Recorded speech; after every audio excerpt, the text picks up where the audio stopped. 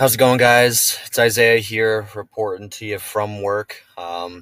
What better time to talk about some corruption in policing? Okay, so my topic was racial disparities in arrests, and we have a lot to talk about, so let's dive into it. Here's a little bit of an overview what we're going to talk about. You guys may have heard of this case. I think it's a very important one to touch on. So let's dive in. A little statistic to start out with that I found interesting.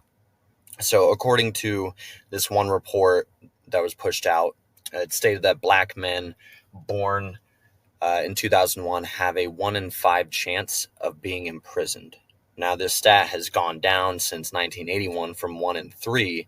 However, it is still at a high.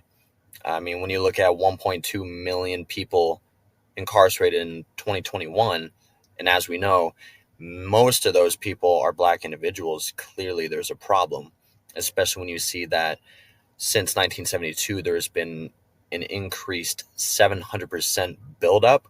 So it's definitely a problem that, although in our class we talk on a lot, it's not something that's being addressed.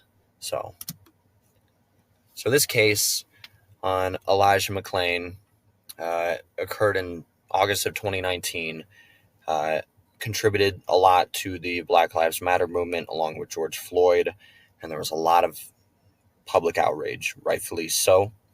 And what happened was, on that fateful night, 3 Aurora police officers responded to a suspicious looking, sketchy type of call, referring to McClain, 23 years old, who was wearing a ski mask. All right. And I think it's important to note, I tell people this in my line of work all the time. People do weird things sometimes, but it doesn't mean it's illegal. But you'll see how this department responded to that, and it's a lot, okay? So, yeah, he didn't want to speak to the officers, said he was an introvert and just wanted to go. It resulted in them getting into a conflict and McClain resisting arrest. Still, there was no reason for the officers to press and hold him like that, but that's what it led to. And so what ended up happening was paramedics were called on scene, and they were still unable to restrain Elijah. So paramedics gave him ketamine, injected into him enough ketamine for a 190-pound man. Elijah McClain weighed 140 pounds. So Elijah McClain went to cardiac arrest, and 6 days later, he was brain dead. The family eventually pulled the plug, okay? But as soon as they injected him, he was dead. As soon as he had experienced that cardiac arrest. So, very tragic, very sad. So Randy Redma, the senior officer in charge during this incident, was recently just convicted of negligence and manslaughter in regard to Elijah McClain. Why this is significant to me is because he was in charge, okay? Kind of the same thing like Derek Chauvin and George Floyd. He was in charge, while it was another officer who had put Elijah McClain in a chokehold, and I'll touch on that, to try and restrain him. Randy, he did nothing. Nothing. He went along with it, and it resulted in Elijah's unnecessary and very tragic death. And as far as the 2 paramedics, they were also charged. But the 2 other officers that were on scene with Randy, they walked. One of them was acquitted in November of his crimes. Sorry, I have a semi coming by. It's very loud. 2 semis.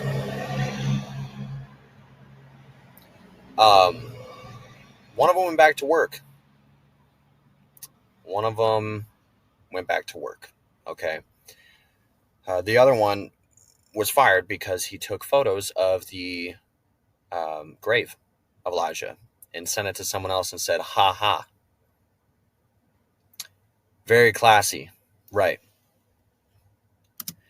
So when we look at perception and how it varies, and make sure I cover all my stuff here, you can clearly see how it varies.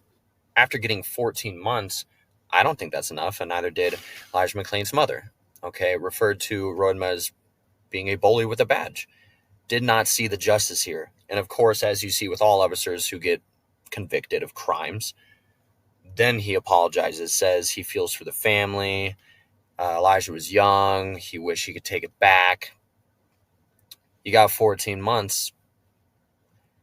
You're pretty much walking with murder, in my opinion. I don't think it's justice, and that's my perception. And this is her perception, but we'll get on to it even more. I find this to be definite inequality and discrimination. There was no reason for those officers to confront Elijah and press him like that, okay? Nothing wrong with talking to people, but as soon as you see that nothing actually crime-related is going on, if he wants to go, he has the right to go, and they did not do that. They killed him with a chokehold maneuver and ketamine. Chokehold maneuver, by the way, is not supposed to be used in law enforcement unless the officer believes they're at a sincere risk. 140-pound Elijah McClain, I don't know. I wouldn't find that to be a risk, especially if there's three officers on scene. I don't know how you can articulate that. I really don't. But the department clearly does not have a problem with it because, like I said, one of the other officers went back to work. Okay, went back to work. Blows my mind. I believe that one that went back to work was actually the one that had put Elijah in a chokehold as well. So this is the problem. This is a problem in society. Okay, you got officers like me trying to do my part, trying to build a better image of policing. I'm an ally to Black Lives Matter. I'm an ally to all people, and yet you have situations like this that occur daily, and it's contributing to the problem. This is a big problem that I have. I mean, in my society, we don't really have a lot of mixed individuals, but still, people have a perception against us. Things like this don't help the bigger picture. Doesn't help me out, doesn't help the community out, doesn't help the country out.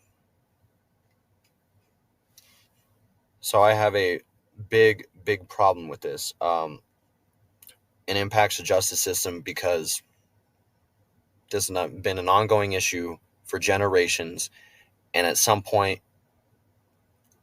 people are starting to forget about it.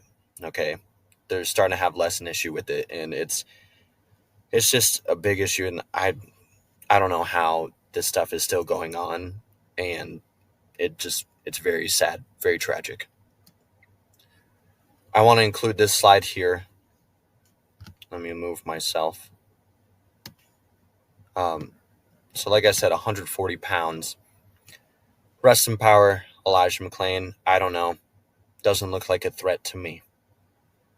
And yet lost his life because of three officers not doing their job, not protecting and serving. They killed him. So my question then is, because I have a big problem with the chokehold, should not be used. What is your thoughts on it? Do you think it should be utilized? Is it justifiable? Can it be articulated? If so, what circumstances? If not, why not? I just think it's a bad look. It's the same thing with a baton. I don't carry a baton because you can't really justify beating someone with a stick. And so it's another one of those things that need to stray away unless absolutely necessary. But with three officers on scene and 140-pound Elijah McClain, I don't see how that even came to be. So here's my sources that I used. Appreciate your guys' time. Summary of what we talked about, and that's what I got. Stay safe out there. I appreciate you sitting in. If you have any questions about anything, feel free to reach out. Thanks, guys.